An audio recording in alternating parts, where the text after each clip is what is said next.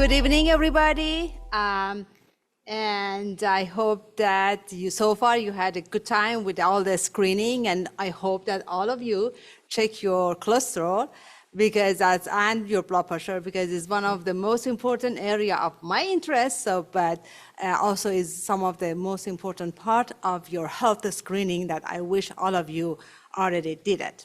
So this is Dr. Pantarzai, and I'm a family medicine and I'm clinical lipidologist, board certified with the focus on cardiovascular prevention. I'm one of the primary care at Torrance Memorial and Cedars-Sinai. So we all here together to discuss about one of the most important health challenges, not only here in Torrance, not only in California, not only in United States, actually in the world, and that's the weight and obesity. So as you may know, for last several decades, the number of there is an epidemic of the obesity in the United States. So the average BMI and weight of the average American has been increased. So it's so important to know how to prevent and how to manage it. Why? Because the weight and obesity has been linked with so many very important disease and health issues, including cardiovascular disease, cancers, blood pressure, diabetes, and so on. So now we are all together, and we have a great speakers and all expertise in the weight management. So I will start with our first speakers, Dr. Jennifer Park. Dr. Park is a board-certified family medicine physician. Her expertise include the preventative and integrative care, as well as the women's health.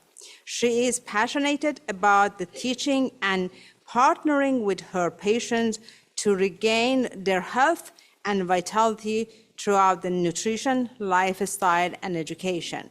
She is one of the very great asset to the Torrance Memorial. Please help me welcome Dr. Park.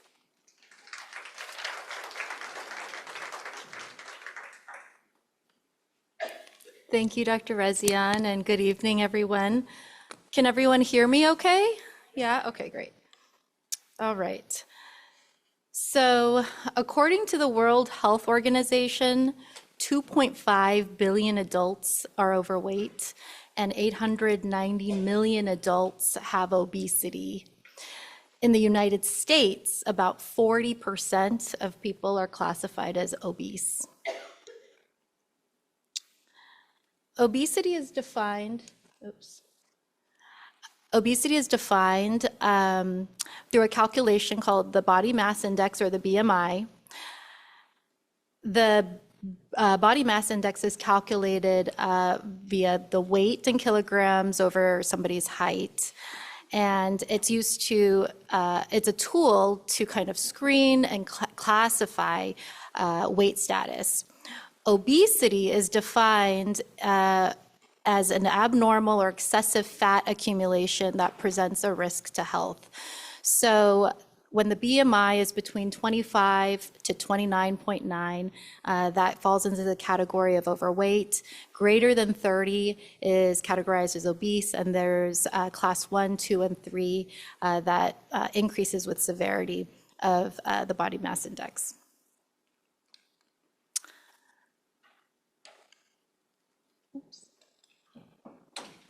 Okay.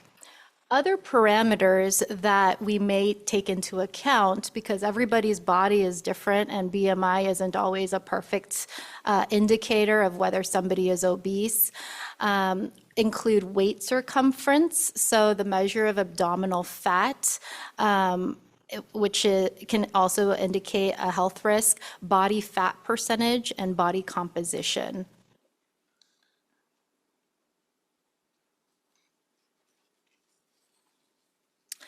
There are many myths that about obesity, including that it's a personal choice, that it's caused by overeating, and that it's easily treated with diet and exercise. In reality, obesity is a very complex disorder with many contributing factors. And so this slide shows all of the different factors that contribute to obesity. In the first circle on top, the biological, genetics play a big role. Inherited traits affect how our bodies store fat and regulate appetite. Brain-gut axis, there's a direct neuroendocrine connection that we'll be kind of talking about in the next slide. Prenatal determinants, pregnancy and menopause, neuroendocrine conditions, medications, all of these contribute to the biological component of obesity. Environment plays a big role. So the numbers, the statistics of obesity dramatically increased over the last 4 decades with the advent of ultra-processed foods, and I know our nutritionists will go over that. But the ultra-processed foods actually disrupt the natural system in our brains that indicate satiety or feeling full. And so foods, our environment, socioeconomic status, culture, bias and discrimination, environmental chemicals all play a role. Behavioral is the third circle, and that includes excessive calorie intake, eating patterns, our sedentary lifestyle, insufficient sleep, reduced physical activity, smoking, cessation. All of these can contribute.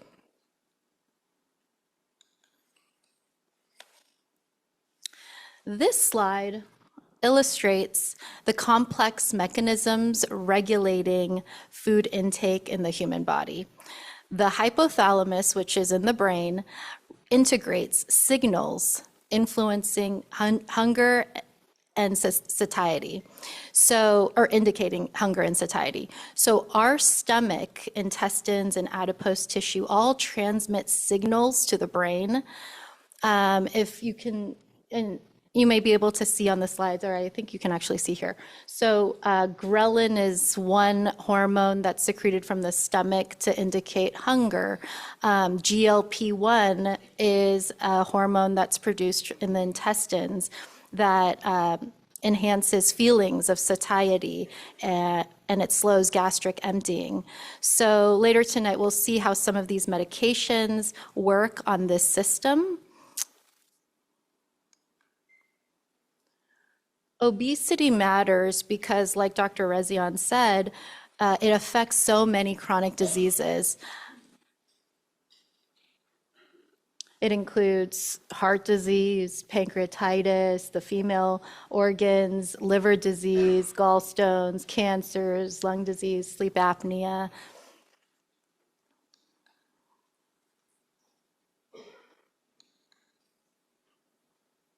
In addition to the medications that we'll talk about later this evening, dietary modifications are crucial. And so I'm super excited that our nutritionists are here to give us some strategies to optimize our dietary modifications. And then physical activity is also very, very important. It's critical for achieving healthy weight, and then lifestyle changes as well.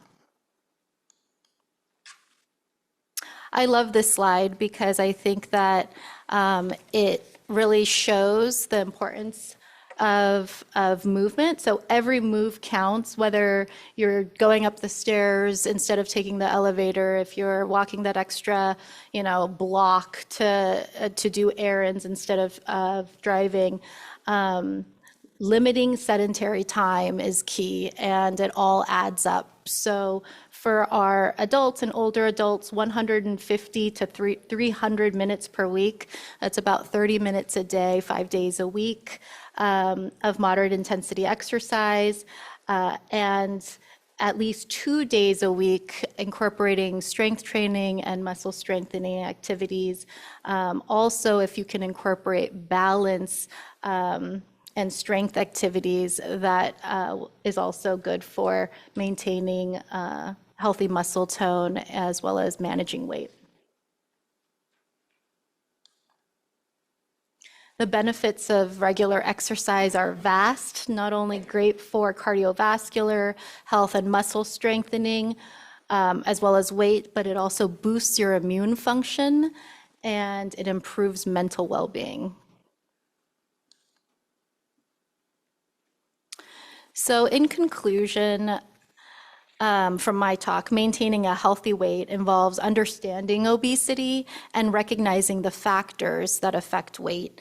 It's a complex disorder, and fortunately, we now have more understanding and tools than ever before to help you sustain a healthy weight.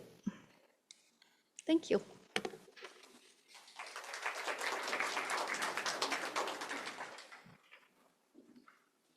Thank you so much, Dr. Park. So before I go to next speaker, I just want to remind you guys, please, if you have any question, please write it down. We keep all the question at the end, and then all the speakers will answer it during the panel. So, as you learn so far, what is the definition of the obesity? If anybody has a level of the fat around the belly, means that is obese, or what is the mechanism of getting obese? So we learn all from Dr. Park. So the next question is how we can treat that. Is anybody coming to our office and, Dr. Zayan, I want to start the injection.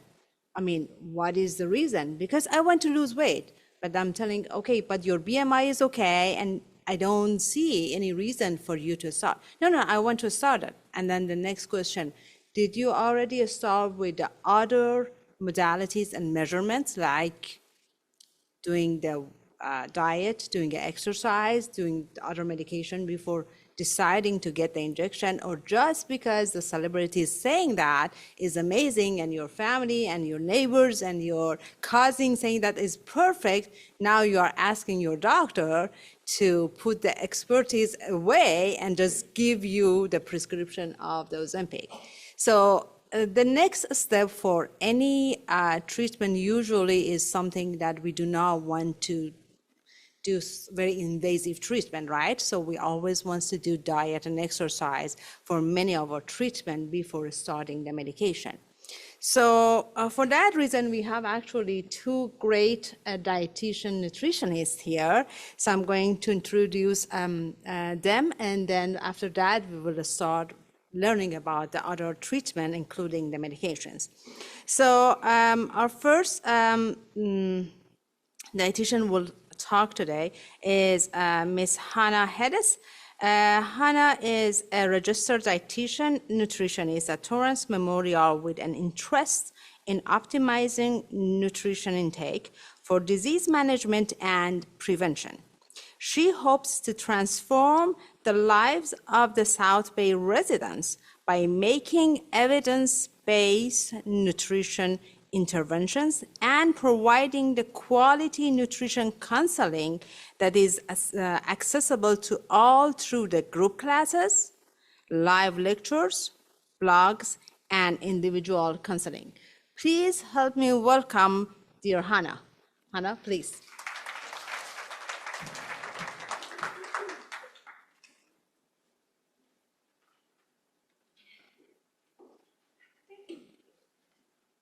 Thank you so much for the kind introduction. I'm going to have my colleague Noelle join me up here as we're co-presenting today's nutrition slides. Well, good evening, everybody, and thank you so much for being here.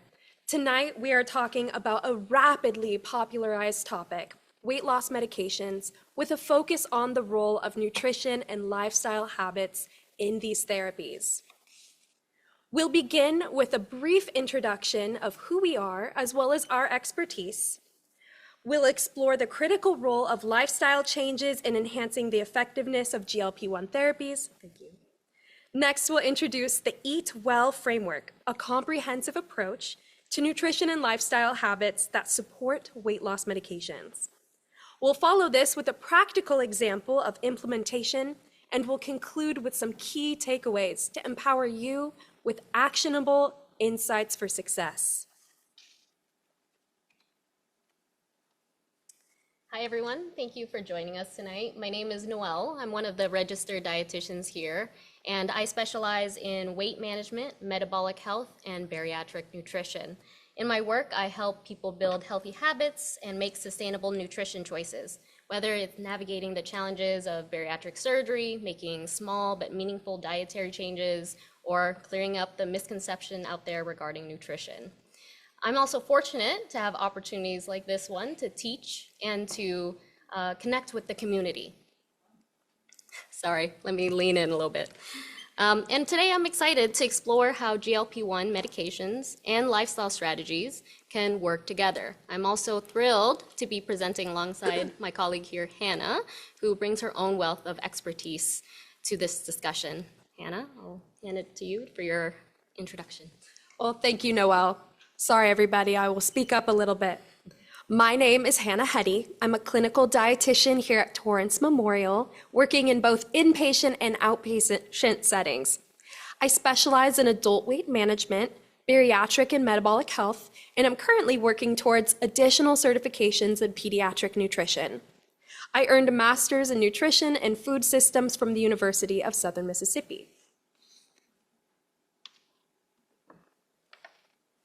All right, so we know GLP-1 medications are a powerful tool, and they work by reducing appetite and promoting fullness. However, they are not a standalone solution. We know that they work the best when paired with lifestyle changes. And when it comes to effective weight management, there are three core pillars: nutrition, physical activity, and lifestyle changes, and behavioral changes. GLP-1 medications can absolutely help you on your journey. However, long-term success is really based on your ability to maintain those lifestyle changes. So what should you focus on? First, food quality. Prioritize nutrient-dense foods to ensure that you're getting the right nutrition. Next, regular physical activity. This boosts the medication's effectiveness, but also helps preserve lean muscle, which we know is crucial for a healthy metabolism. And finally, focus on building sustainable habits by making gradual changes that feel realistic to you. We'll explore these areas further, but first, let's talk about why lifestyle changes are so important to your long-term success. So we know, that losing weight is very challenging, but as many of us know, keeping it off is even harder. So that's why making meaningful changes is important to long-term success. By addressing the root causes of obesity and building healthy habits, these changes not only improve your overall health, but also gives you the confidence and a sense of control over your journey. Now, when it comes to making changes, adherence plays a major role in your success. In fact, a study in the Journal of American Medical Association found that regardless of the diet, the Atkins diet, the Zone diet, Weight Watchers, those that stuck to their plan consistently had the greatest weight loss. This emphasizes why it's important to create strategies that work with you, your lifestyle, your preferences, rather than relying on a one-size-fits-all approach. Finally, long-term comprehensive care is also essential for lasting success. Research has shown that ongoing follow-up with a registered dietitian leads to better results and less weight regain. There was actually a clinical trial that was conducted a few years ago. It was called the STEP 3 trial, short for semaglutide treatment for people with obesity. And from that trial, they found that by combining the medication and intensive behavioral therapy, which included 30 counseling sessions with a dietitian, it resulted in a significant average weight loss of 16%. So this demonstrates the value of not doing this alone. Ultimately, combining GLP-1 medications with personalized, evidence-based strategies gives you not only the best chance at losing weight, but keeping it off for a lifetime. Now I'll hand it back to Hannah so she can walk us through the Eat Well framework. Excellent. Thank you so much, Noelle. All right. Well, research and medical experts agree that combining weight loss medications with targeted diet and lifestyle changes can amplify both health and weight loss outcomes, which is ideal. A series of pivotal studies, the SCALE trials, showed that combining weight loss medications with lifestyle interventions, including diet, exercise, and behavioral strategies, resulted in significantly greater weight loss than diet, lifestyle, or medications alone. we designed the Eat Well framework, an acronym, to work hand in hand with weight loss medications to help enhance your weight loss and health outcomes.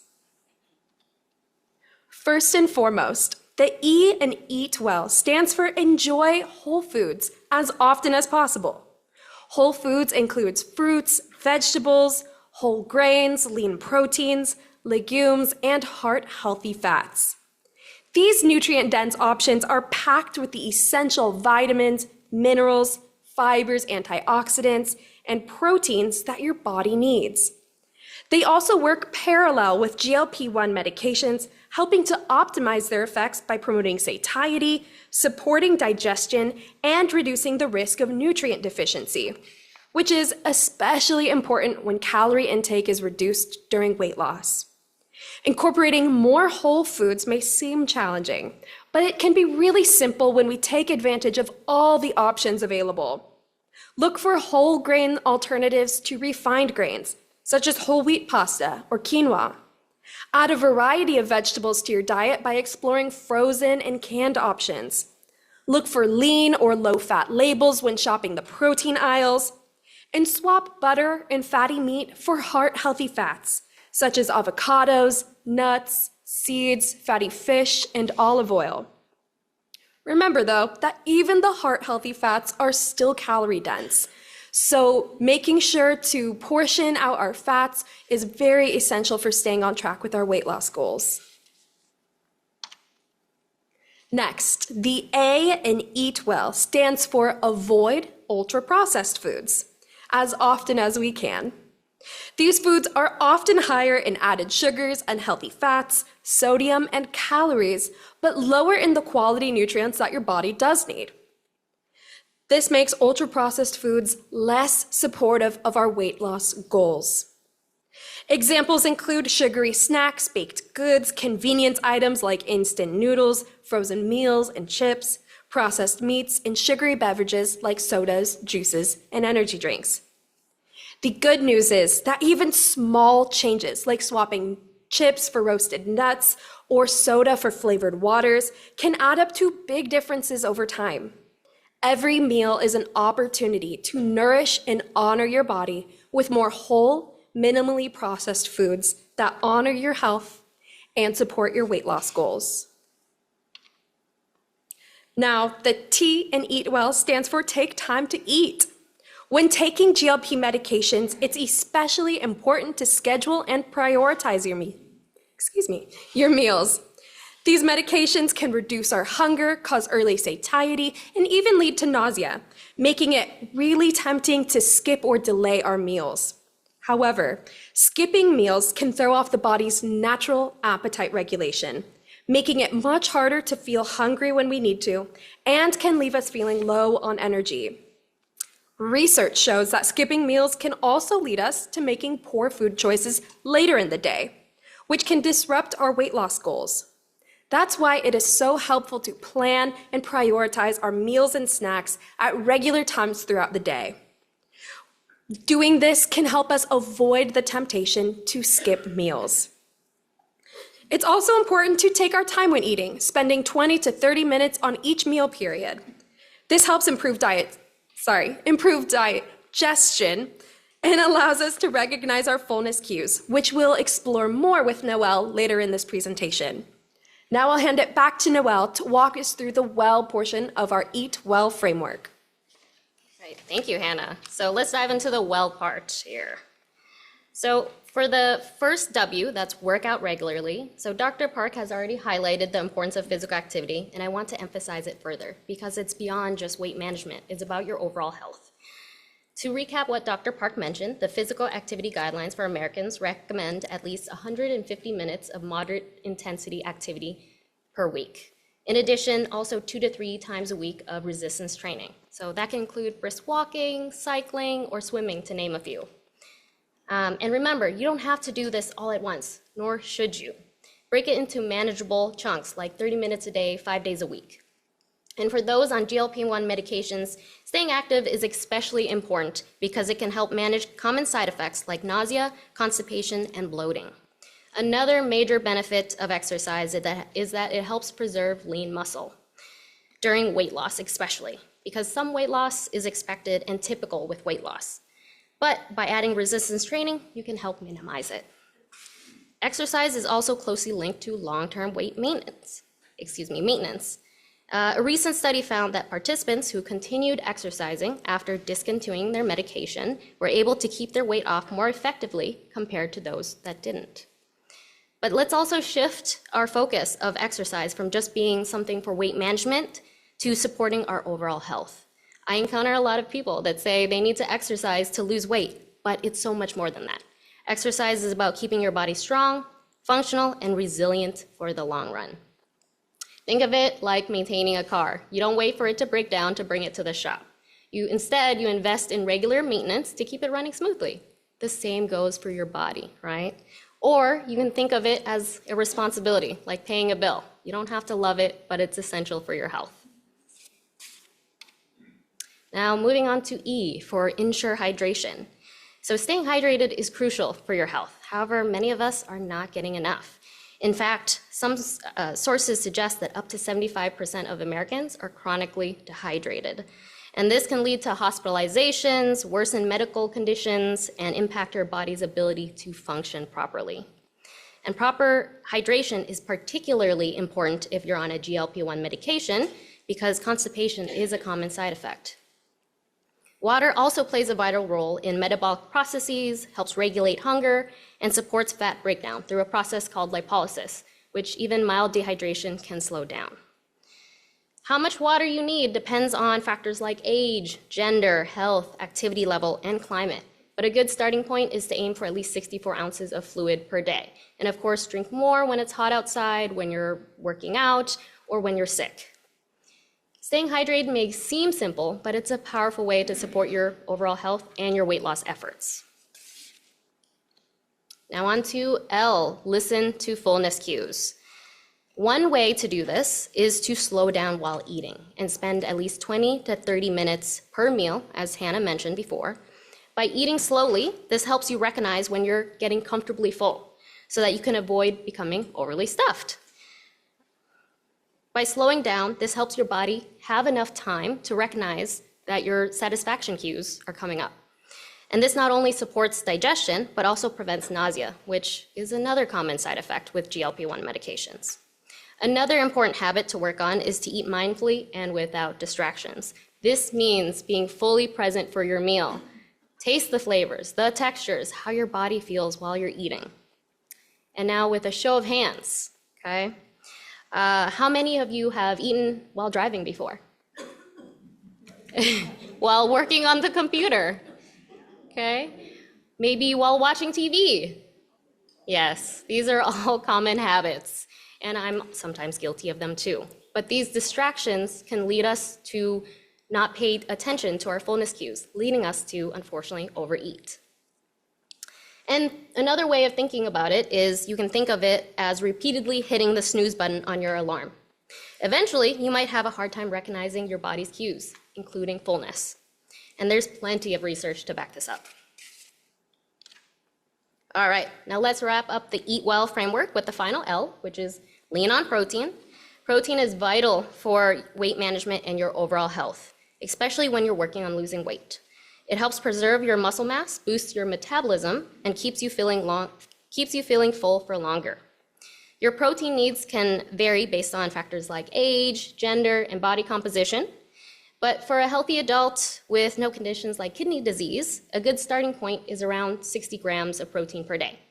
Now for weight loss, evidence-based recommendations suggest aiming for 1.2 to 1.5 grams of protein per kilogram, of your ideal body weight.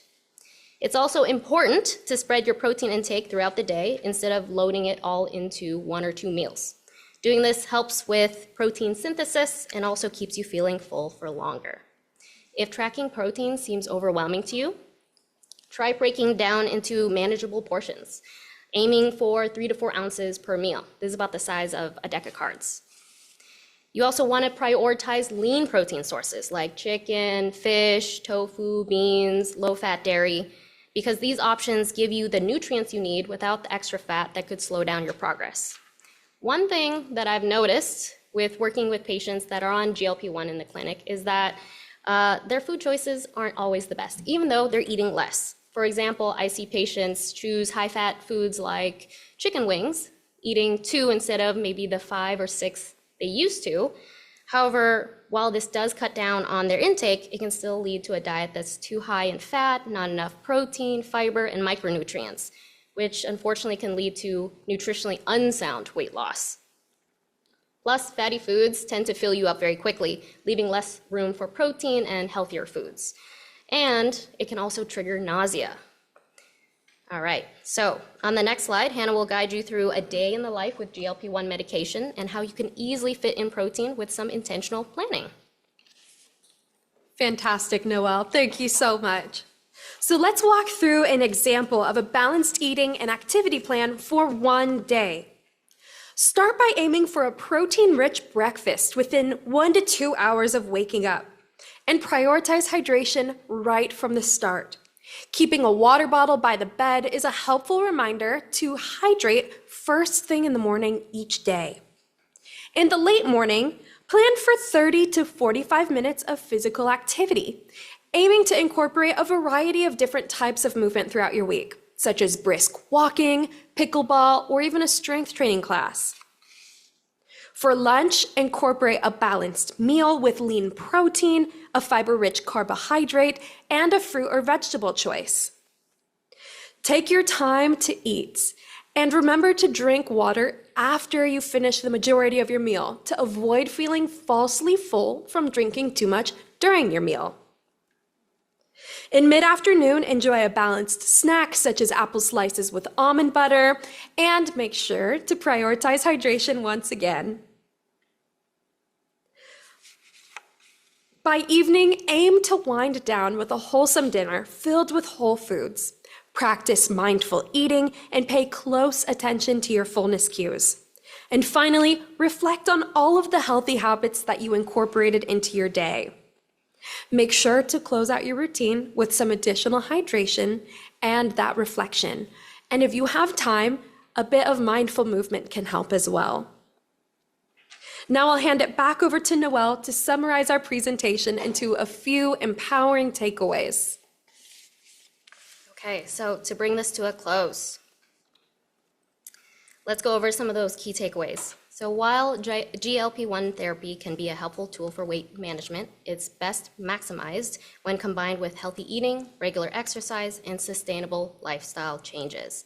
Weight management is a lifelong journey, and these habits can form the foundation for lasting health.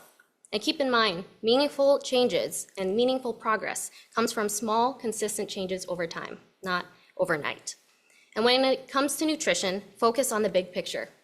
We don't need to get caught up on the latest food trends or obsess over the small details we see on social media. The goal is to cut back on added sugar, refined carbs, and ultra-processed foods, and instead prioritize whole, nutrient-dense options like vegetables and lean protein. This will set you up in the right direction. If you're not sure where to start, use the Eat Well framework that we covered today as your guide. And let's shift your focus from just the number on the scale to the positive health benefits that you'll experience along the way. Those small wins, like having more energy, sleeping better, feeling stronger, those are the ones that will build the momentum for you to continue on your journey and to succeed and achieve that long-term weight loss success. And at the end of the day, it's not about perfection, it's about progress. We want to sincerely thank you for joining us tonight. On behalf of Hannah and myself, we deeply appreciate your time and attention, and we hope you leave feeling inspired. If you're looking for more support along the way, Torrance Memorial does offer a variety of nutrition classes and one-on-one counseling with a registered dietitian. The information you can find on the screen, our phone number, and our website. Thank you again for joining us tonight.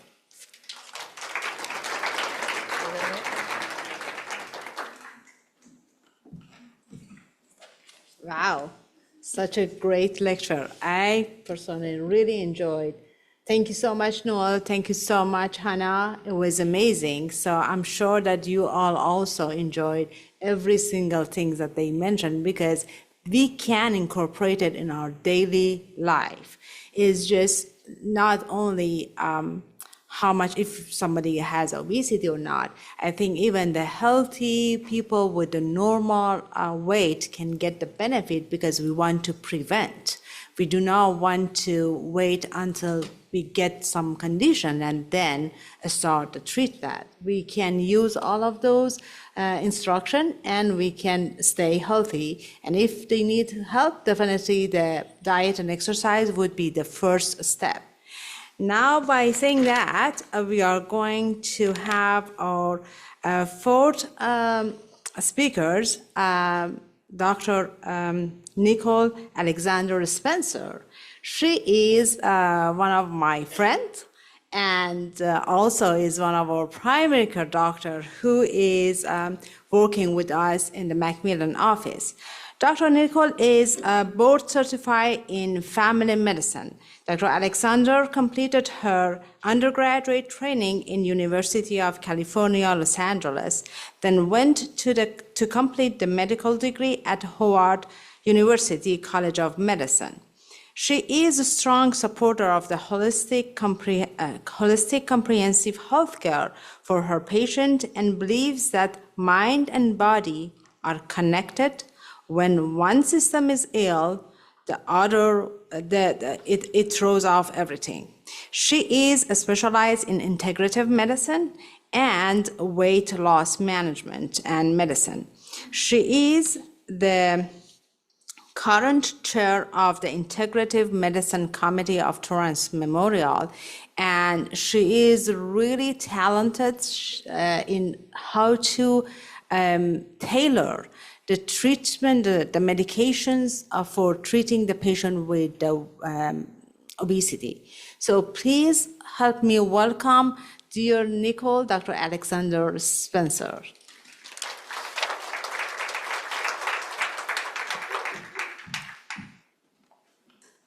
Hello, good evening.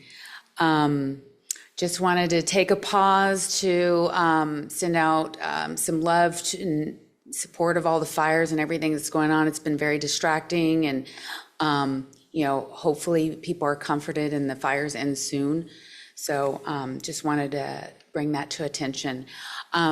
So I'm Dr. Alexander Spencer. I'm family medicine, and I've been here for about 5 years, but I've been doing weight loss medicine for about 20 years. And, I really got into it because when I got into family medicine, I was treating hypertension and diabetes and writing all these prescriptions. And then I realized when people lost weight, all that went away. And so I was like, well, let's focus on something that's really going to make an impact. So I really fell in love with that. And also growing up, my mom struggled with obesity. So I went to every Weight Watchers, Jenny Craig, every weight, OptiFast. She went on every weight loss program. And I think this was setting me up to be a physician that specializes in weight loss because I know the struggle she had. So I'm excited to discuss medically supervised weight loss in the different categories of FDA-approved medications. Okay, let me see how I do this. Did I mess it up? How do I advance it? Right here? Oh, this one?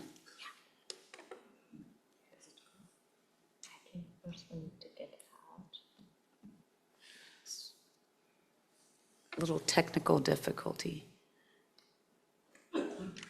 Okay. Yeah. Does it work? Okay. So, but it didn't go up there. Oh, you have to click it twice? Okay, there we go. Okay, so as Dr. Park talked about obesity as an epidemic, what we're seeing is that the trend is going up and up. People are getting heavier and heavier. Now it's affecting our children. So why are we seeing this trend? Why is half of Americans overweight? Half of Americans are overweight. It is alarming and it's a crisis. So what is happening? I think the biggest issue, and you've heard ultra-processed food is the issue. And what is ultra-processed food? It is anything with more than 5 ingredients in it. So if you have something with more than 5 ingredients in it, it could be ultra-processed.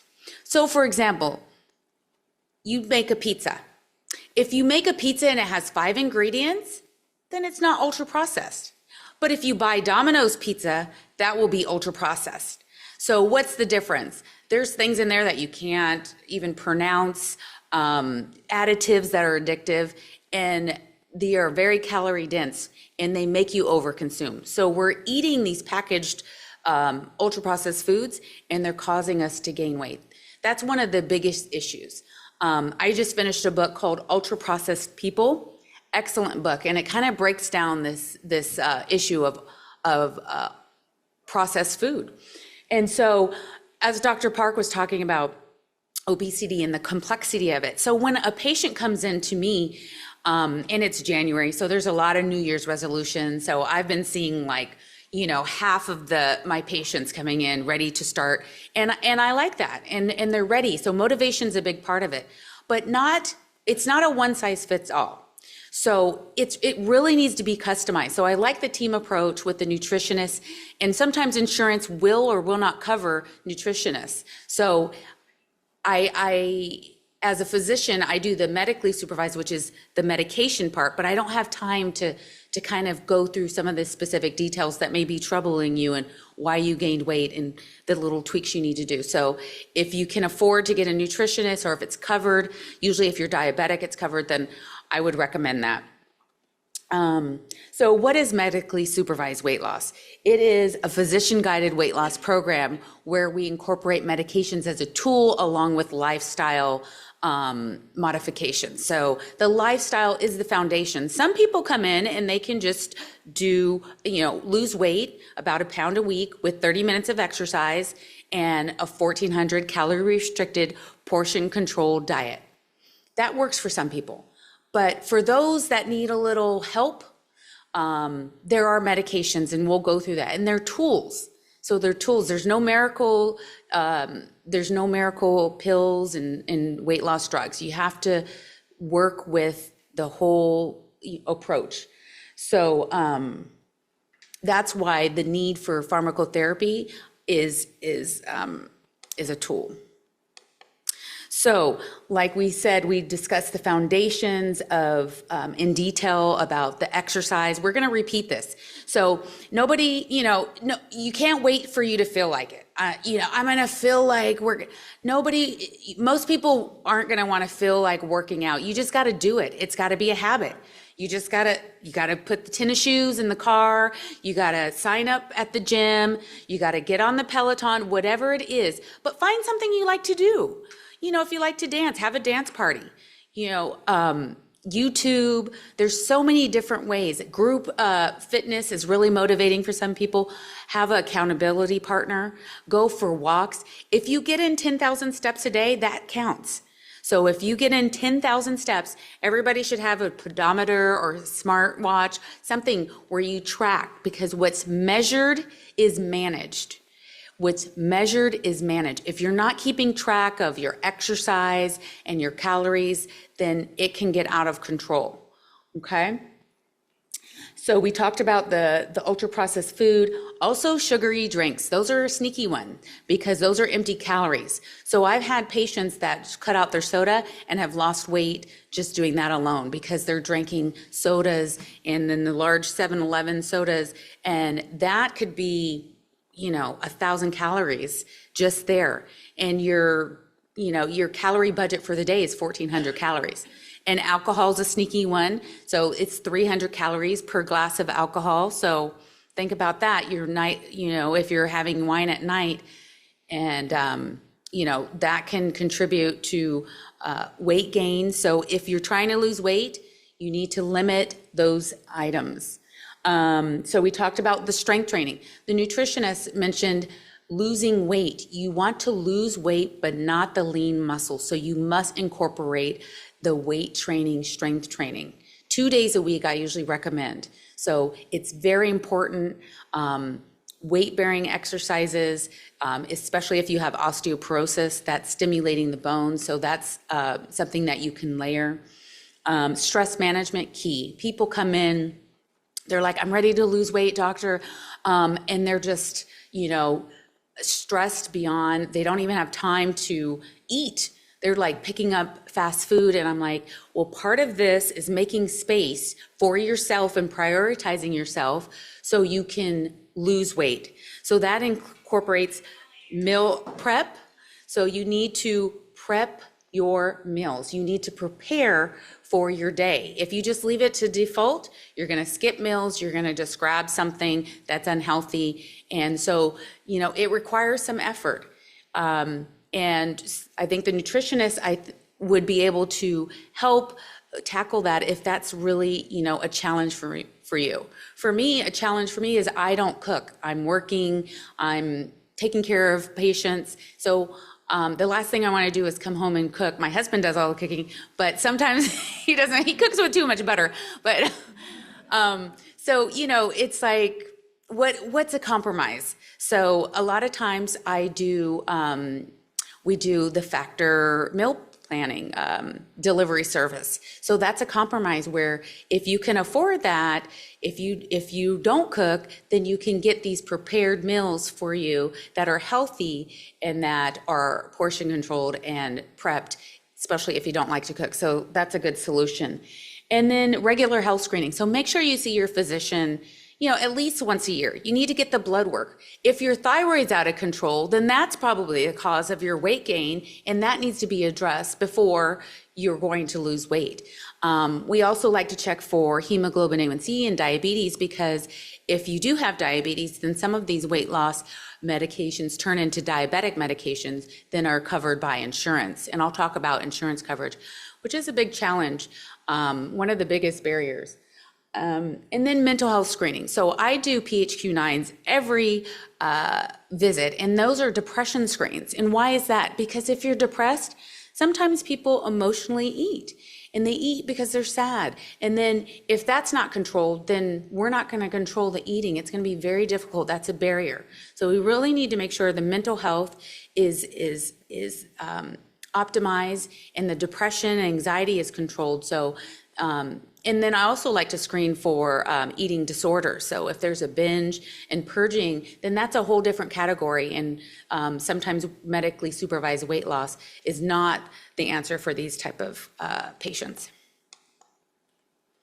So let's go over the FDA-approved weight loss medications. So the Food and Drug Administration are the regulatory governmental entities that regulate which medications are safe for physicians to prescribe. And so there are different categories. Now, all the buzz now is the GLP-1 agonist. And the buzz is legit, because these medications are very effective. They work. They've been around for a long time.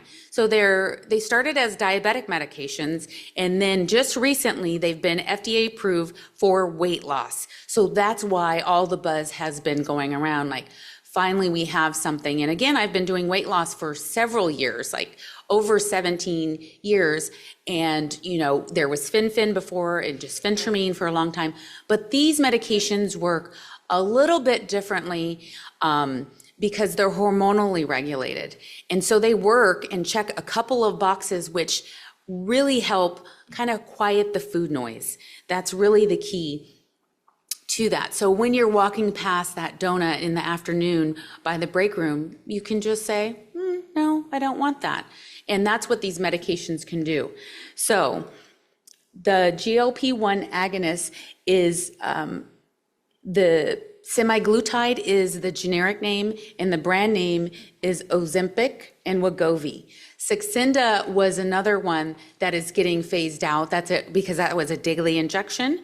But Ozempic and Wegovy are weekly injections. These are injectable medications. So if there's a needle intolerance or phobia, then that may have to be addressed, and that may not be the medication for you. And they increase feelings of fullness. They slow gastric emptying, and they regulate the blood sugar. That's the mechanism of action. And the efficacy is about 10 to 15% of weight loss. The clinical studies are showing that. So that's pretty big. The previous medications like Phentermine are 5%. So we're doubling our weight loss efforts along with the diet and exercise. So it is a tool. Side effects include GI side effects, so nausea, vomiting, constipation, diarrhea, because they affect the gut.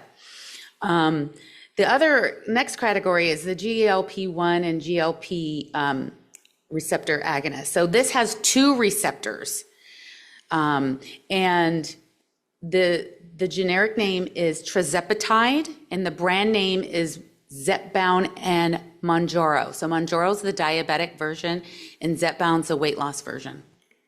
So it's an injection as well. It's weekly.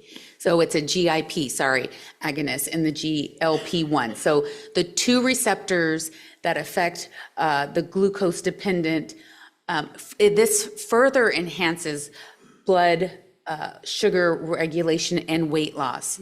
So the mechanism of action is similar to the prior one, and the efficacy is now even better. So it's about 15 to 22%. So we're seeing of weight loss. So, but the challenge is that, and the side effects are the same. The challenge is which insurance will pay for what.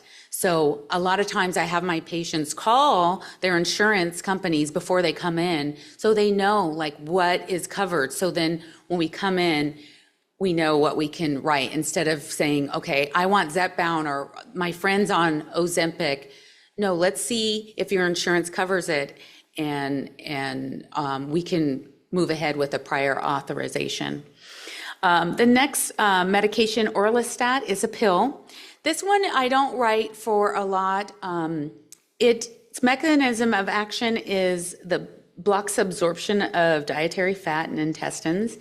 So people lose about 5% of the weight, but the side effects are what are really challenging. There's oily stools, fecal urgency, and sometimes people are having accidents. So people don't like that. So I don't like prescribing it because it's not pleasant if you have an accident.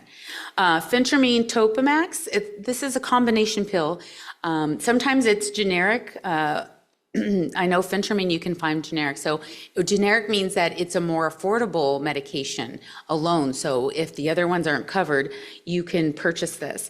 So the mechanism of action of phentermine, it suppresses the appetite, and then Topamax, it affects neurotransmitters in the brain. So the combination is really effective for weight loss, and the efficacy is about 10% for combination. Phentermine alone is about 5%. Sometimes I use this medication if a patient just needs like a jump start or something that works, but they're not able to get the other medications, then this is a good alternative. And people say that it gives them more energy. But the side effects could be challenging as well. If people have high blood pressure that's not controlled, then this is not a good choice because it is a stimulant. Some people suffer from insomnia because it is a stimulant, so then you're not able to sleep, constipation, and birth defects. So all these medications are not for people that are trying to get pregnant or that are pregnant. So that's another consideration that we have to screen for. And then lastly, we have the combination pill of naltrexone bupropion. So the mechanism of action is that it is an opioid antagonist, and bupropion is an antidepressant. So together they work on the brain. So this medication I like for my patients that may have cravings or that are depressed and they want to lose weight. This is an ideal medication for that. And we're seeing about 5 to 10% weight loss with this medication.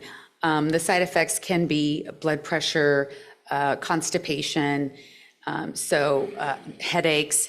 So it really depends on what, when my patient comes in, what medical problems, medical history they have. So let's talk about patient selection. So if I have a patient that has hypertension or high blood pressure, I have to monitor and see if their blood pressure is not controlled. Phentermine is not going to be a great product. And then if they have a history of thyroid cancer, or GLP-1s are contraindicated, so you cannot use that medication for that. Insurance coverage is another consideration. If you're, and that I leave up to the patient, because you have to call your insurance and demand, like, well, not demand, but ask which weight loss medications are covered.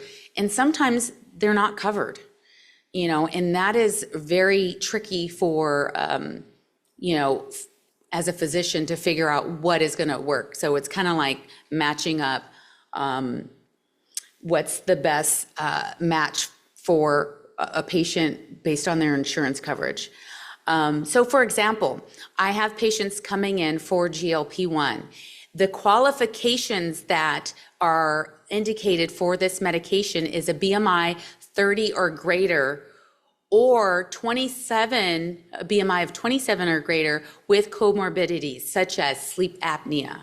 So you can have a BMI of 27 with arthritis, sleep apnea, diabetes, high blood pressure, high cholesterol, and then the medications will be covered by insurance a lot of times. So that's something to consider as well. The side effects. If somebody already has GERD or reflux and they're coming in and they want to use a GLP-1, I have to counsel them that they may worsen their reflux, or if they're constipated, then we have to work extra hard and pay attention to fiber intake. And sometimes people can't tolerate it, and we have to switch the medications. The treatment goals, again, setting realistic expectations. I tell people that they can lose about 1 pound a week with the medications as a tool, along with the exercise and calorie restricted diet. And, some of the medications are for a short period of time, but a lot of the studies are showing that people need to be on these indefinitely, like their entire lives, because when they come off of it, they can gain the weight back. And that becomes tricky with insurance, because insurance doesn't want to cover. Sometimes I've had patients get kicked off when they've gotten down to a normal BMI. And so we have to be strategic with that as a physician. Monitoring and follow-up. So I like to see patients, it depends if their blood pressure is an issue, then it may be a month, but averaging about 3 months. And I come back and I tell them, I want you down 12 pounds.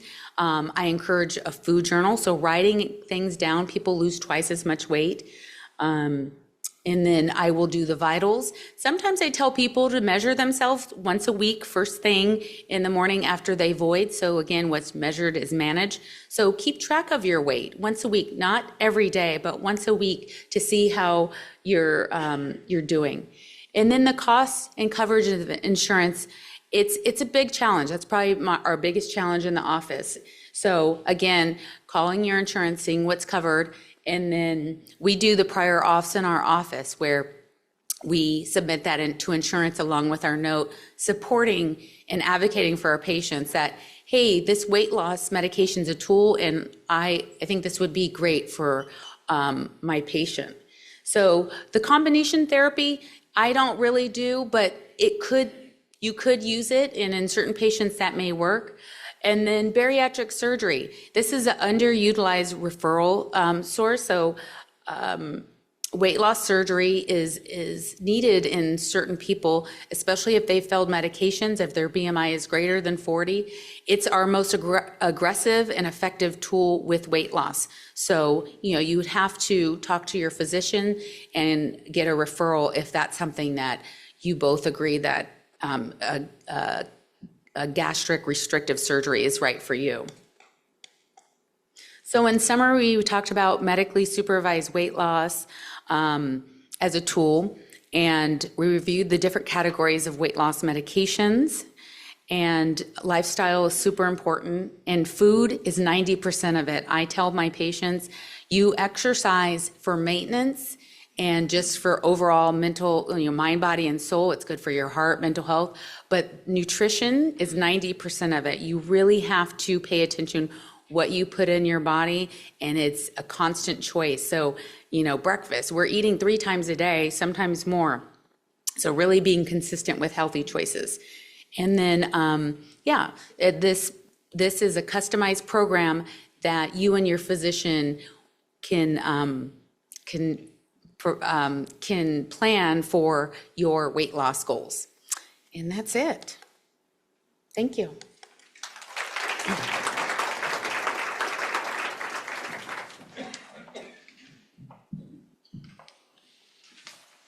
Phenomenal job, Dr. Alexander Spencer. So she's so experienced. I personally calling her for asking the consult, curbside consult about my patient.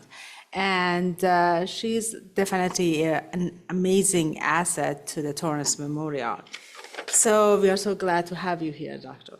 So our last but not the least speaker for us is Felix Pham, PharmD. Felix Pham is a pharmacist with over a decade of experience in the field.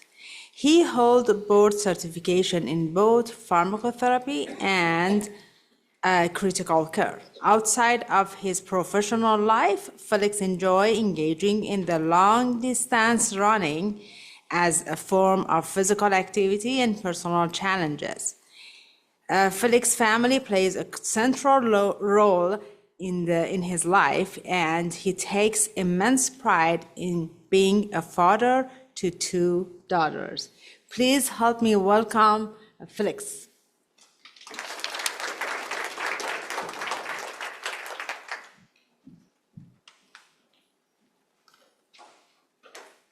All right, thank you so much. All right, so I'm going to start by just letting you know about my past experience as a pharmacist. I became a pharmacist in 2010.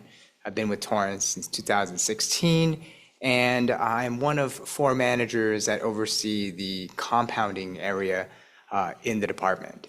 And that area is very important because it does help to sustain some life-saving medications for sterilely compounded injectable therapies.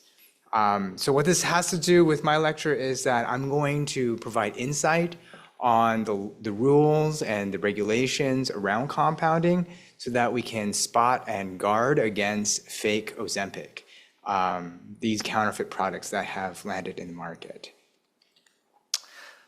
So to begin, the rising fame and rising fraud of counterfeit Ozempic comes from just a lot of social media and celebrities talking about their weight loss journey with Ozempic and Wegovy.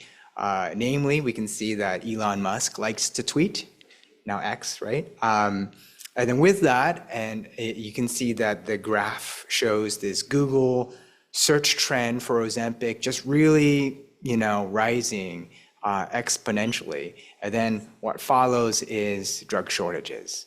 So everyone's asking for it, they're getting it covered, they're getting drug in hand, and all of a sudden the manufacturers can't keep up. And that provides an opportunity for the bad players to kind of jump in and lean in and try to extract from those who are vulnerable.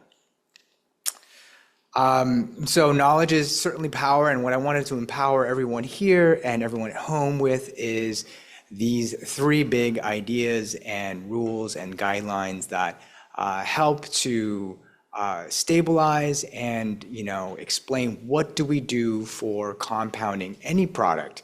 The first is the Drug Supply Chain Security Act. That's the DSCSA. We have the United States Pharmacopoeia Chapter 797 that is regarding sterile compounding, also known as USP 797. And then finally, California Pharmacy Law, my favorite. Just as a side note, pharmacists are all required to take a jurisprudence exam to get licensed, and it is perhaps the hardest exam that we have to do aside from our clinical examinations. So the DSCSA, legislated in 2012, its main goal was to help prevent counterfeit products from landing in the market. So just like anything in government, everything's kind of a little slow, and the enforcement period just came across in 2023. And what comes with it is all of the suppliers from the point of manufacturer to where it hits the wholesaler, and finally to the pharmacy where it sells you the actual drug, there is this thing that gets tagged onto those drugs called the global location number. So the GLN is assigned to each product to track it from the beginning, the birth of the drug, to the dispensing and the death of the drug. The main wholesalers that are available to pharmacies are the big three, which are McKesson, AmerisourceBergen, and Cardinal Health. So those are the big three. So if you get your product from a different wholesaler, then you should kind of raise an eyebrow. Not that it's counterfeit, but you should definitely raise an eyebrow and see to it that, you know, they are following DSCSA and ensuring that they have a global location number and that they have and they're able to furnish you proof that this is a legit product. Next is the California Board of Pharmacy law. So the law states that we as compounding facilities are not allowed to manufacture any compound that is already in existence. So if it's commercially available, we should buy the commercially available product, except for when there's a shortage. So that's the only exception here. What I have to say about this also is that, you know, if we are going to compound a commercially available product during times of shortages, we will follow the USP 797 chapter, and I will discuss that in length. So the USP 797 chapter has a lot of regulations, and they regulate, or they have a lot of guidelines. The California Board of Pharmacy regulates those guidelines for us and adds additional criteria as well. But essentially, what they do is they help to regulate, you know, how we obtain the drug, how we manage and properly handle the drug, and the environmental controls that also come with it. So environmental controls are things like air exchanges within the room, air exchanges before you enter the room, how you gown and garb, how you don and doff, how you handle the vial before injecting, the materials that you use, and so forth. All of that is part and parcel, but what I highlighted here in red is something very special. It's about non-sterile to sterile compounding. And for semaglutide or Ozempic, these GLP-1 agonists, if we are to compound from scratch, we are going to get powder. And that powder isn't necessarily sterile. In order for you to go from non-sterile to sterile, you have to have specialized equipment, specialized training, and relicensing that showcases that you can do these things. So the license isn't different necessarily, but it is something that is scrutinized upon relicensure, that if you compound these types of products, it's said during the licensing phase. And that happens about once a year for every compounding facility. So the bottom line is it's very expensive to do these kinds of manufacturing at times of shortages. And if there's a time of shortage and you move quickly to manufacture the product for, say, a turn of the dollar, if there's some sort of like profit to be had, it's not worth it. Torrance Memorial Medical Center does not compound for profit. We don't do it because it's not worth it. There's so much that goes into training our staff, to maintaining our facilities, to making sure that we do the things correctly to get licensed. So we don't do it. If there's anyone out there that does do it, it would be only to serve the public and the public need, and there wouldn't be much profit to it. So what you should expect is, if at a time of shortage, there is a facility that compounds it and provides it to the public, it's not going to be cheap. So that's another point to kind of like drive home so that you understand, how to spot the fake one, right? Here's a little excerpt from the USP 797 chapter, verbatim, about what is required to go from non-sterile to sterile, and this idea of terminal sterilization by either dry heat or steam. It is very extensive.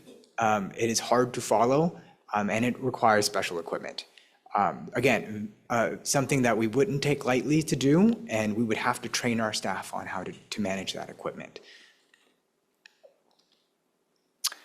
Next, I'm just going to go over really quick before I hit home with the takeaways. It's just examples of fake Ozempic, and you can see here it looks very much like the same ones that you use. So just looking at the pen may not necessarily clue you in that this is fake or real. What the FDA has put out is a number of lot numbers that are known to be fake. You can find it on the FDA website, and you can research that just to be sure that you have the right product. But again, what I would be more wary of is any resource that you've ascertained or acquisitioned the pens from. So if you went online to buy it versus if you bought it from a pharmacy that is licensed and has a known entity wholesaler like McKesson or AmerisourceBergen or Cardinal, that is more reliable than trying to look at each lot number, because some of the lot numbers that are showcased may not be the entire list, right? Other ways, so that's the example. You can see there's almost no difference. Other ways that the FDA has kind of identified fake Ozempic is just the needles. You can see the needles they provide you, they look a little different. So on our left is the authentic, and then on the right is the counterfeit. And here's the top view of it. So all of this is publicly available. I wanted to provide this public service to make aware where you can find this information and guard yourself against potentially fake products, or help to spread the news about where you should be getting your GLP-1 agonists. Please visit Dr. Spence, see the nutritionalists, get a referral, start your prior authorizations. Getting it from an online source or directly from a, concierge clinic might not be the best. I am in touch with some compounding facilities that we look to contract with. These are entities that are known as 503A and 503B companies. They don't do this. They know it's not worth it, and it's not the right thing to do, especially when there is no shortage out there. So as of recent, many of the companies have upped its manufacturing to help meet the demand. So watch out for what the FDA has to say about shortages and what can and cannot be compounded. Often shortages will resolve very quickly, especially when you have drug companies that are making quite a profit on each product. So it's in their favor to help flood the market with the GLP-1 agonists. So the takeaways. The key takeaways is make sure you look at your resource. Where are you getting your product? That's probably the biggest thing. Wherever it is you're getting your product, you can probably ask, hey, who's your wholesaler? Or, who does your wholesaler buy from?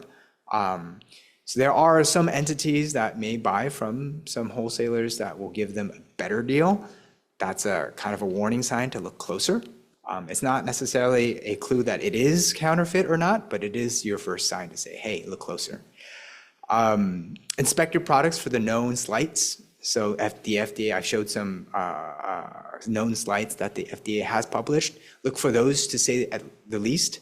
And then finally, if you're coming across a deal that seems too good to be true, then likely it's too good to be true. Just pass.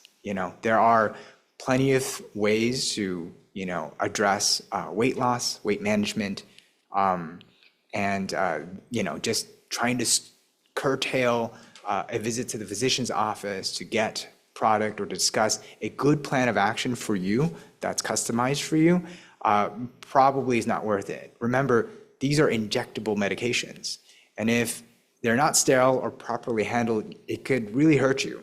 There are plenty of ways it could be contaminated with different types of bacteria or mold even, and hurt you pretty severely.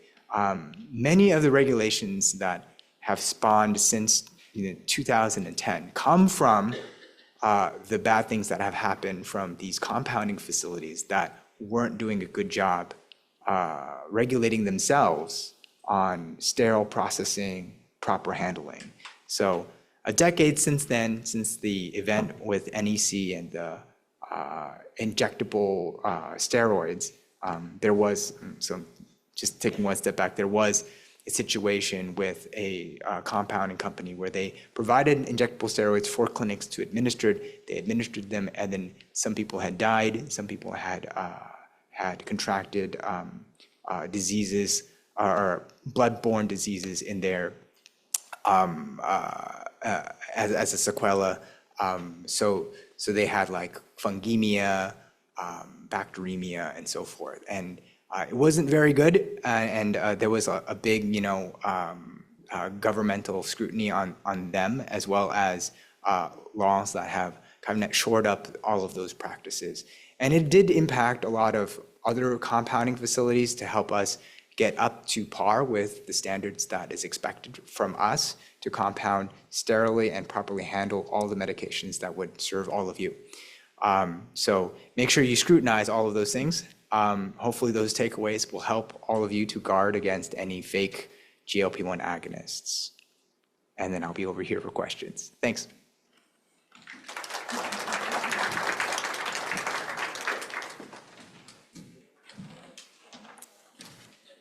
Thank you so much, Dr. Pham. And I'm sure that all of you enjoyed a lot, and we definitely learned a lot.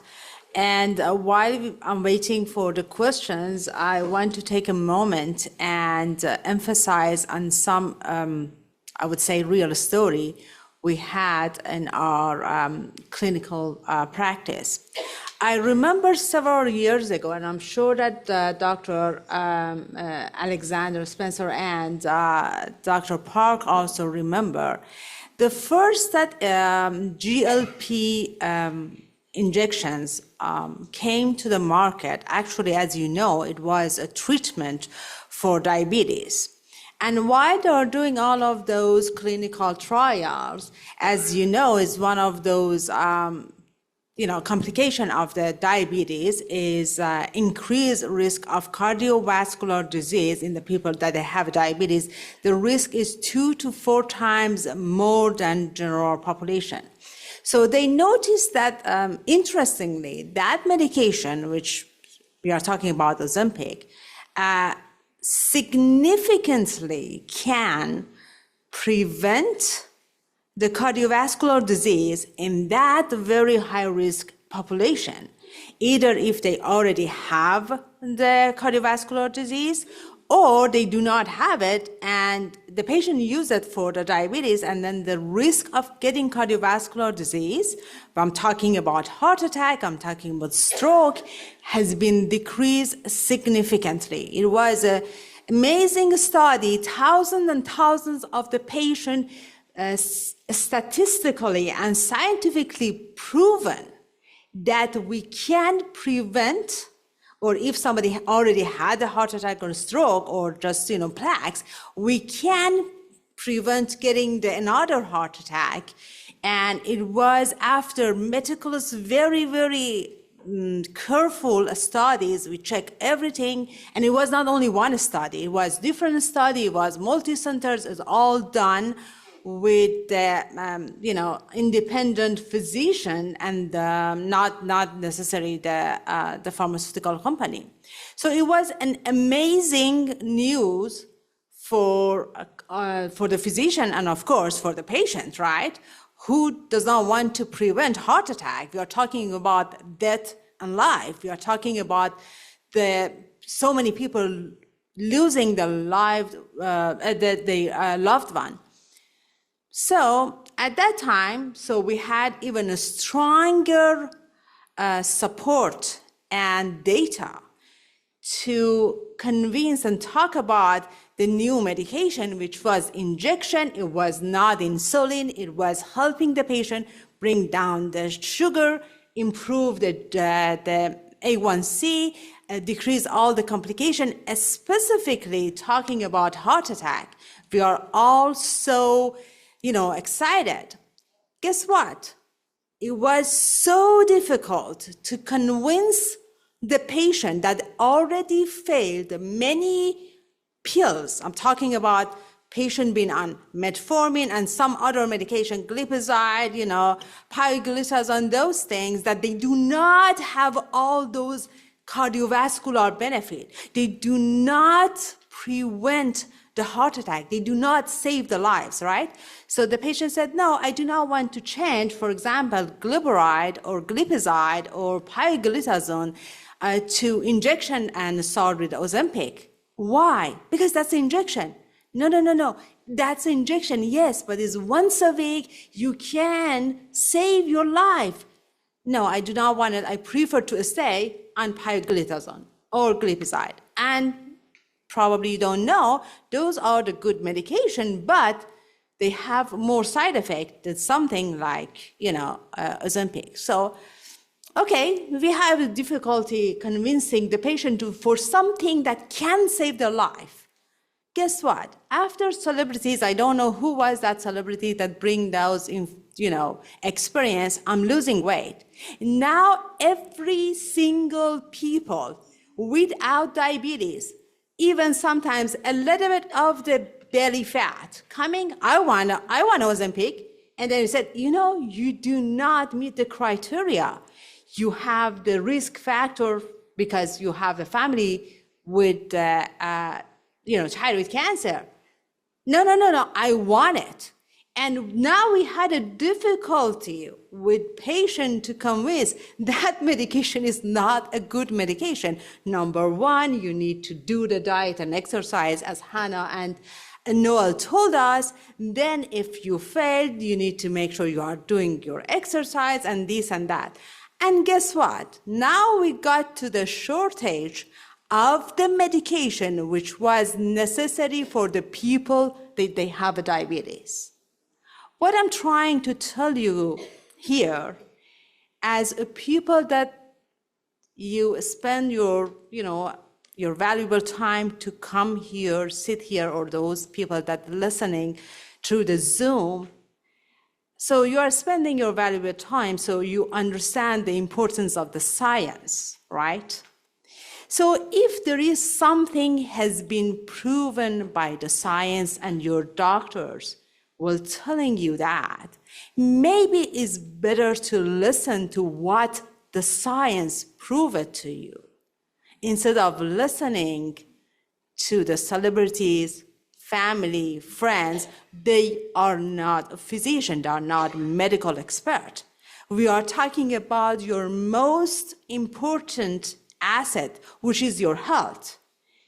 So instead of, I'm always asking, if your car getting, some issue, who you will ask to help you? Who you will go to fix your car? Are you going to somebody who does not have all those experience and then the knowledge of fixing your car, because if your friend is your family, or you are going to the mechanic shop or the, a body shop, somebody who knows and has the experience to fix your things. And now, talking about your health, your body, who do you trust more? Some myth or some fact? Okay, so I think, do we have the question, any question? Well, we should hand out papers for them now. Okay. So while we are waiting for the question, I have several questions. So do we have anything? Okay, while we...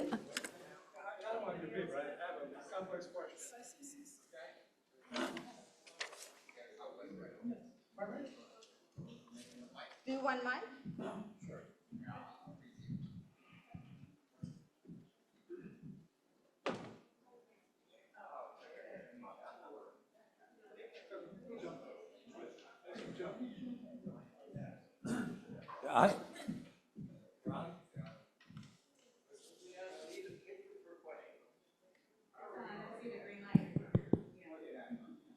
Okay, can you hear me okay? Yes, Okay. perfect.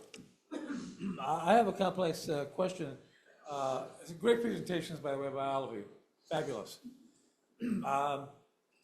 I'm here because I've been heavy most of my life. About 7 years ago, I was 500 pounds. And I had gone through bariatric surgery. I got down to 250 and went right back up to 500.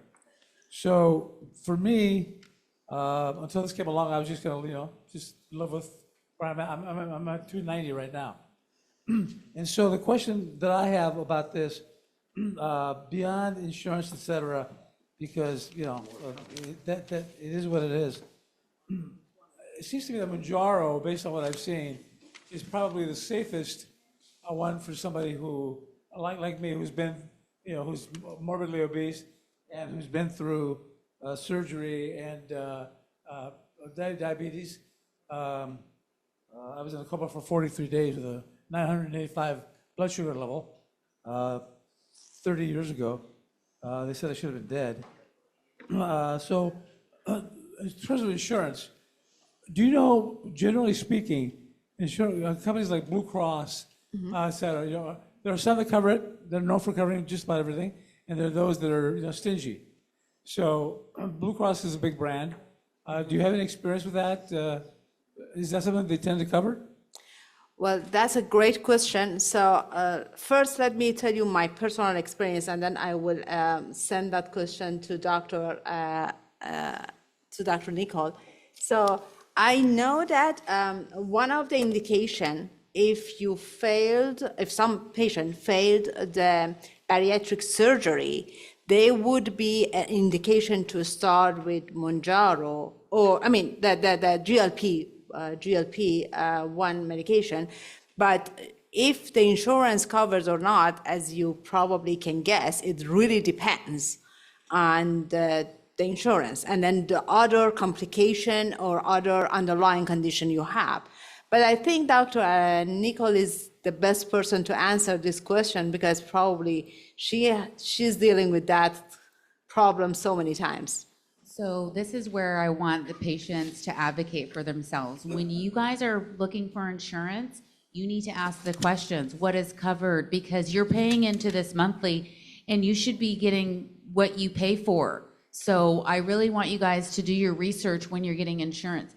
We don't know. Sometimes a patient will have Blue Cross and another patient will have Blue Cross and it'll get denied. So there's no cut and dry. You just have to do your research. If you're a diabetic, then I think Mounjaro is appropriate for you. And if you've had a bariatric surgery, then yes, we are seeing relapses and weight gain with any type of procedure or medication. So that's what, when you stop the medication, then you can get weight gain. Or when you have a bariatric surgery, we are seeing people gain weight after that because the gastric restrictive procedures are, there's different ones, but they are smaller. The whole idea is that you have a smaller stomach. But if you are snacking constantly, or if you're overeating, then it will expand and then you're gonna gain the weight. So you really have to change, and bariatric surgery is a whole process. That's why they try to screen, and it's 3 to 6 months, and you see a psychologist and everything. So yeah, so it just depends. It's patient dependent. So you need to, see your primary care doctor and make an appointment and have a discussion about that. Some primary care doctors do not feel comfortable prescribing these medications. So you do have to make sure that you ask, if they feel comfortable with that.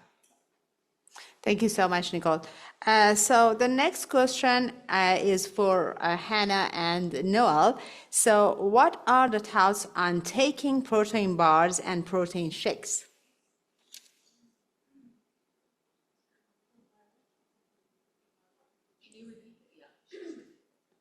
So our thoughts on, my thoughts in particular on protein bars and protein shakes is that they can be a really helpful part in increasing our protein intake.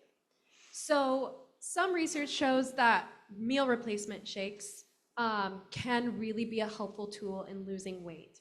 But other research shows that these protein bars and protein shakes may not really help to achieve satiety with the meal, which could, at the end of the day, result in us eating more in order to feel that sense of fullness. So I would say it really depends on what kind of product you're using, what else you're eating throughout the day, and how you're using those products and supplements.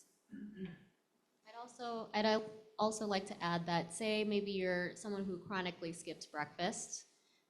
So maybe you're too busy, you have to take the kids to school, or you're trying to run off to work, then maybe having a protein shake or a meal replacement bar can be helpful in those instances. Yes, of course, plan A is to have a well-balanced breakfast, but if you can't, at least go for plan B, which is to try to have one of these. So they can be convenient and helpful in that way. Thank you so much, both.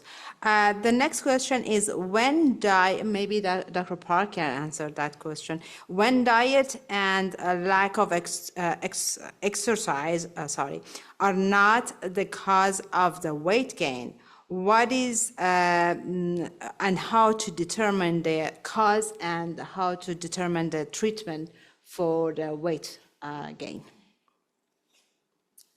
Yeah, so there are lots of different causes for weight gain, not just overeating or not exercising, there are lots of medical conditions that contribute to weight gain. So talking to your primary care doctor, seeing if you have any other symptoms that may fall into a category of something like hypothyroidism, which is a common cause of weight gain, and people feeling fatigued and otherwise not themselves.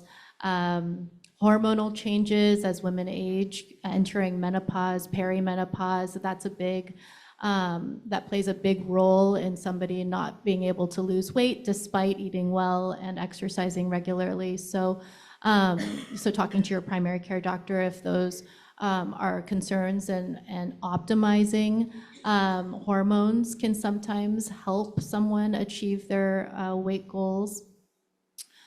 Medication side effects are a good one. So antidepressants commonly can contribute to weight. Even like beta blockers sometimes can contribute 2 pound, a small amount of weight gain. Different fluid shift disorders can also cause weight changes. So if somebody has conditions, heart conditions, and it may not necessarily be from fat, but from fluid overload. So definitely teaming up with your primary care doctor to do some blood work and to get a good history would be the first step. Thank you so much. The next question is for Dr. Pham. So Felix, the question is, what are the 3 sources that were mentioned to look into for validity of the GLP-1 products? So which resources should we look into for Validity, so it's the GLP-1 agonists? Yeah, it's something that accurate and Hello? Okay. So the 3 resources again are, the 3 resources that I had underscored in my lecture was the USP 797, that's in your handout, the California Board of Pharmacy Law, and then finally, the third one I believe that I underscored was, what's the third one? Oh yeah, the Drug Supply, the DSCSA, that's correct. Thank you.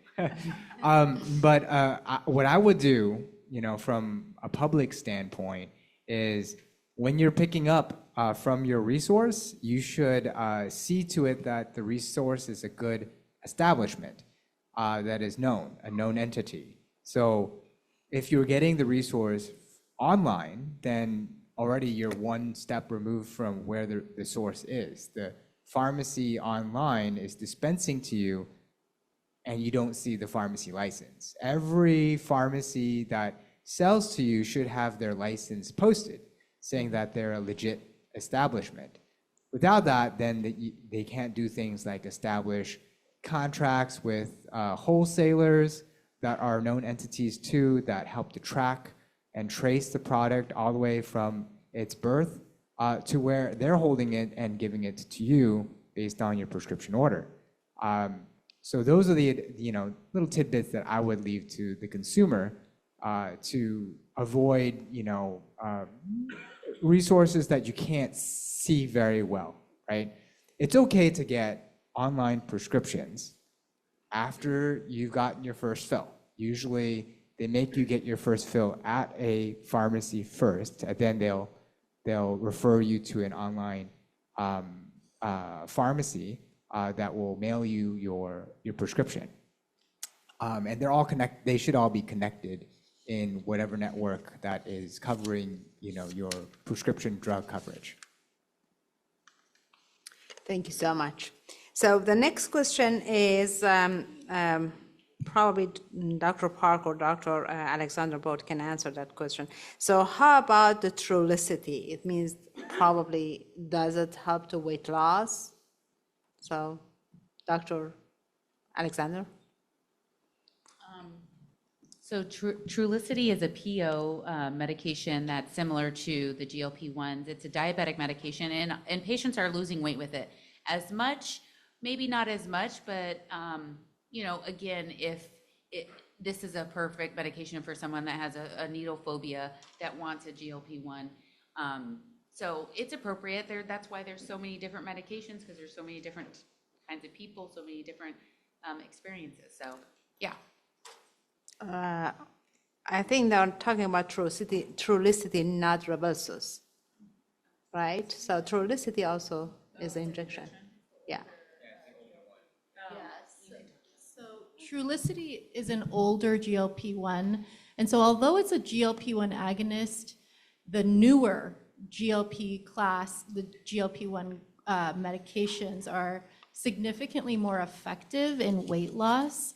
And so they work a little bit differently, and they just are more effective. And so it really works on the brain and the satiety impact. So the newer drugs are better than the older drugs in terms of weight loss. Okay, so the next question, thank you so much, Dr. Park. The next question is, do any of the prescription cause the hair loss? I think maybe Dr. Alexander knows more of those medication that cause the weight loss and also hair loss. So Ozempic, the GLP-1s have not typically caused hair loss, but if you're losing and not maintaining enough protein intake, then you can have a side effect of that. So you have to eat. Some people stop eating and it's not a good look. So I think that You're going to be thin and no hair. That's good. I like to hear that. So we need to eat. That's good. So why is something called agonist? I think that's a question for Dr. Pham. An agonist helps to bind to the receptor as in acting on a specific receptor. Actually, anyone here could answer that. I don't have to answer that. GLP-1 is the receptor. The drug is meant to agonize or attach to the receptor to help with some of the satiety and other things that come with it as well. Thank you so much. The next question is about what is the cost per month for an average patient for Wegovy, Ozempic, Mounjaro, and Zepbound?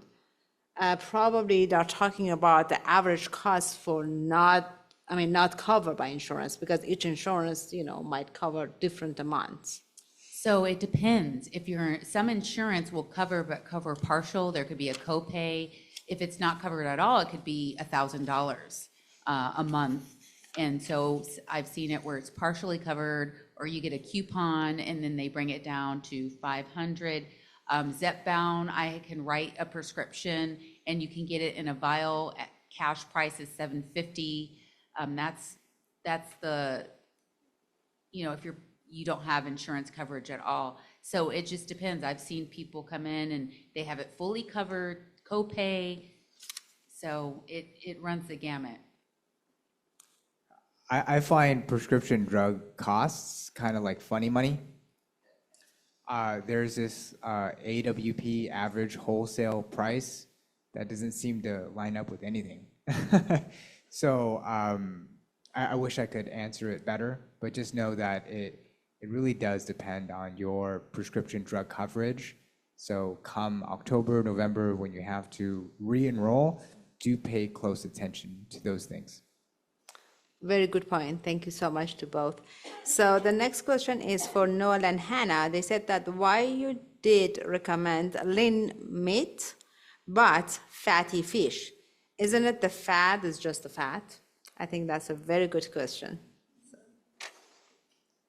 So with fish, there's healthy fats, right? So there's two types of fats, or two main types of fats, unhealthy and healthy fats. You have your saturated fat like butter, lard, red meats, and then you have your unsaturated fat, which comes from things like olive oil, nuts, seeds, fish, and we do need a good balance of the healthy fats. We definitely want to minimize the unhealthy fats, so that's why fish is still a good choice. And the American Heart Association actually recommends at least 2 servings of fish per week. You don't have to eat it every day, but you should try to incorporate it into your weekly rotation. Whatever you enjoy. But I would say more the white fish. Probably, I would say wild-caught salmon would be the best choice because of the omega-3 concentration. I would recommend avoiding huge fish, large fish, due to the mercury burden that the big fish eat all the little fish, and with contaminated pollutants and different things like that, the mercury burden can accumulate in swordfish, halibut, tuna. So those would be fish that you may want to do less of, more of the wild-caught salmon. That would be my 2 cents. Right. Salmon. Yeah, stay away from farm raised anything, salmon especially, but you have to, if you can afford organic, you want to do organic meats because there's a lot of antibiotics and additives to them. Just one comment here. There is a little bit controversy here from the National Lipid Association, NLA. There is a controversy about the wild-caught fish, especially salmon, because of the mercury versus the farmed raised. It's just, depends, because they can measure and monitor how much of the mercury. But on the other side is just also the same thing that Dr. Alexander said, which is, the other components like, antibiotic and chemicals. So is not a perfect choice, unfortunately. I'm always telling my patient we are not living in the perfect world. We are not living in heaven. So everything might have some, downside as well. So the next question is about a patient asks, I have a diabetes, I have an eating disorder and overweight. What is the best doctor to see? I think either Dr. Park or Dr. Alexander can answer that question, or both of you can answer that question. A person with the eating disorder, diabetes, and overweight, which doctor a patient needs to see? I would say the first thing you need to go to your primary for sure. But yeah, that's what I was going to say. So definitely start with your primary care doctor. Depending on how controlled or uncontrolled the diabetes is, it would be a good consideration to have an endocrinologist on board, which are the diabetes specialists.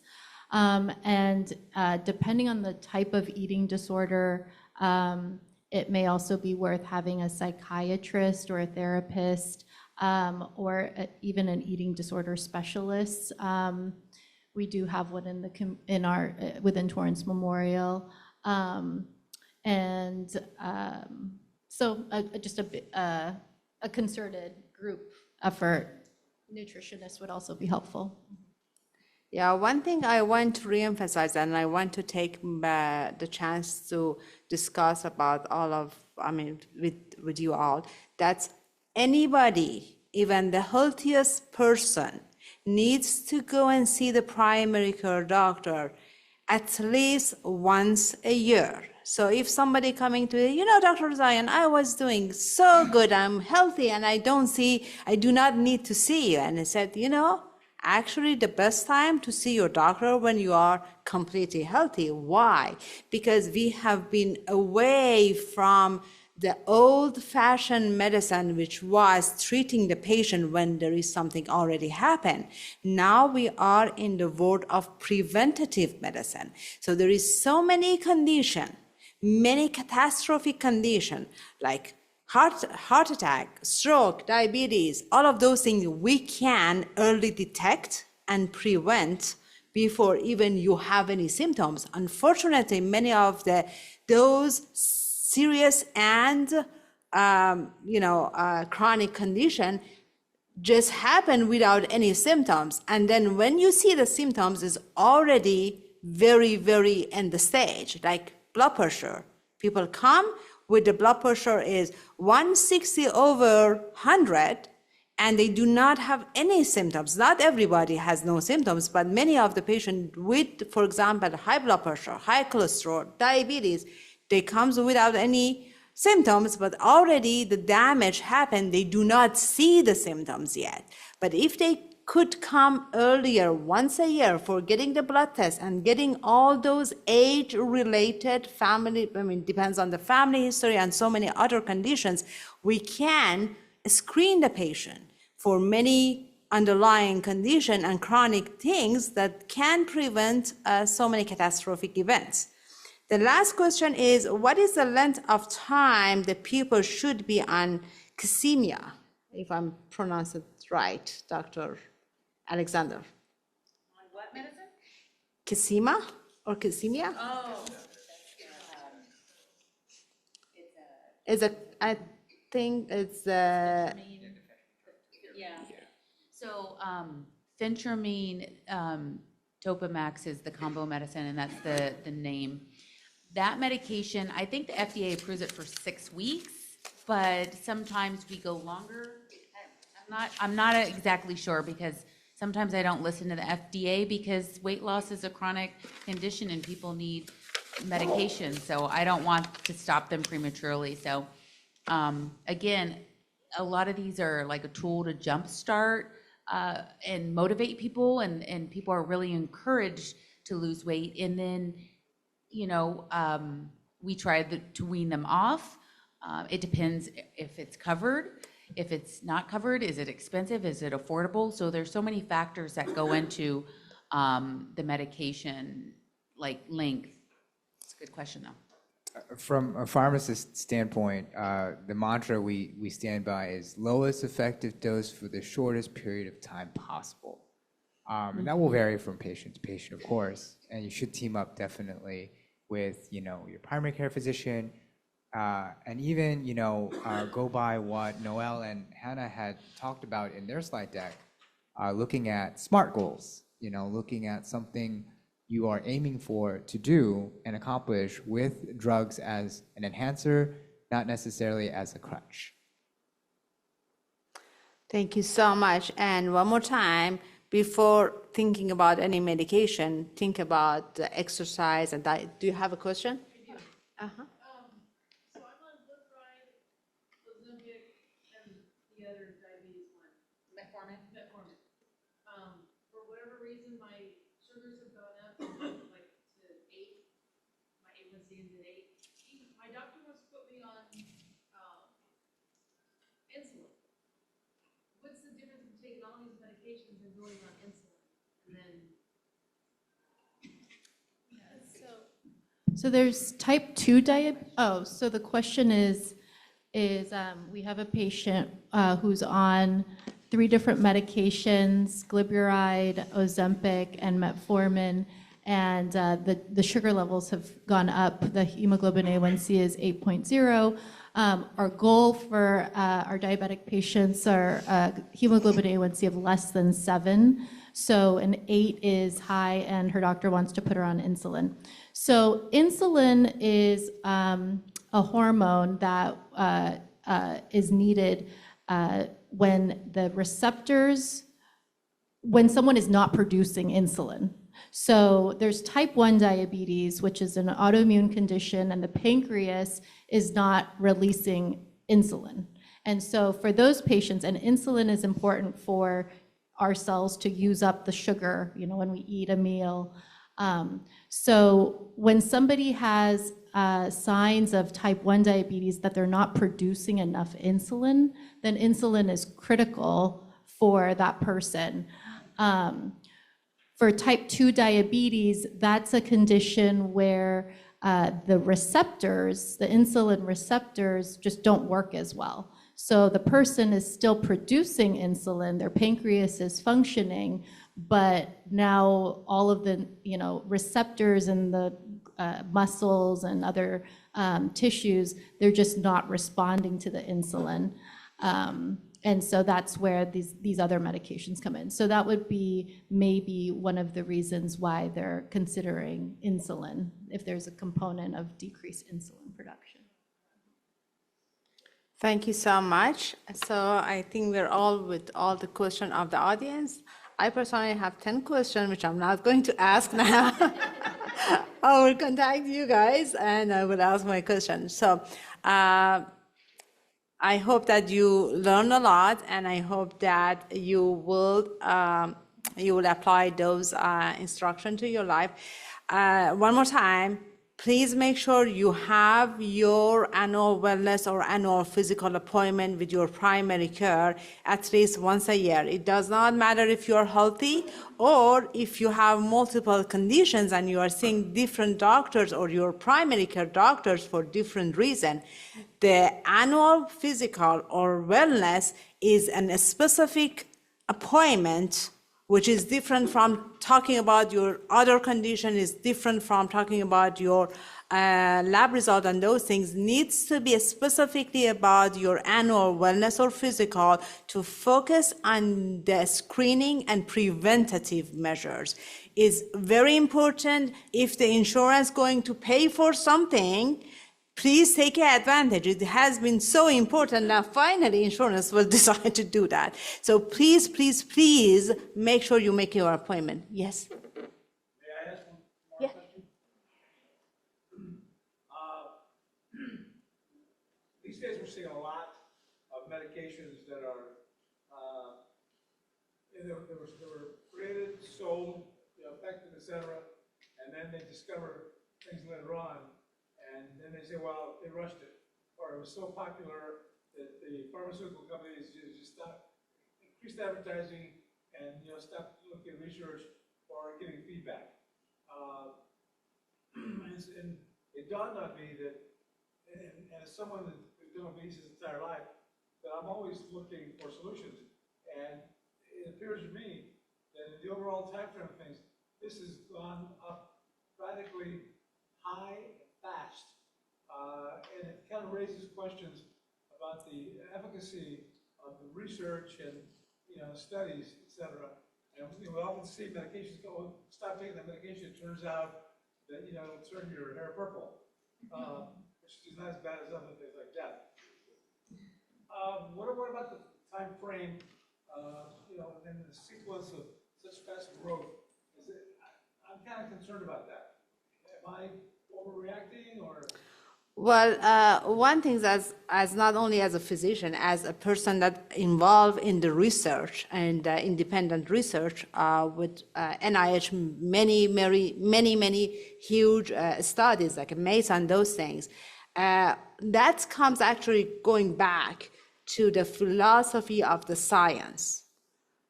The science is not claiming that it's perfect. Just remember, the science, especially medicine, comes from the many datas. And then it comes from that I'm always telling my patient, we do not have a blueprint of the body and physiology and anatomy, right? Especially physiology. Every single day we learn something new.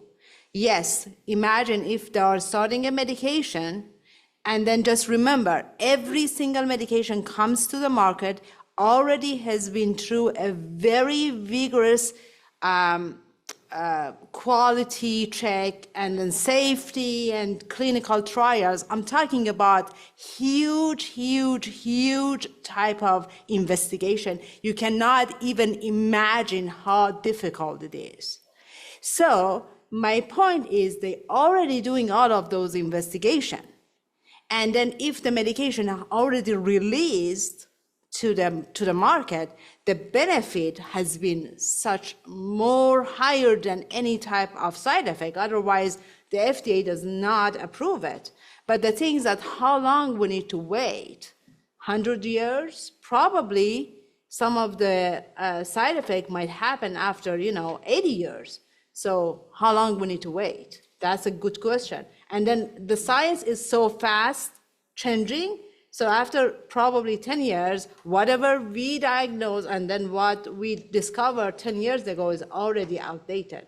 So the answer is kind of comes to our limitation and the limitation of the science. Yeah, I think research is very complicated. Just a little bit of insight about the clinical trials.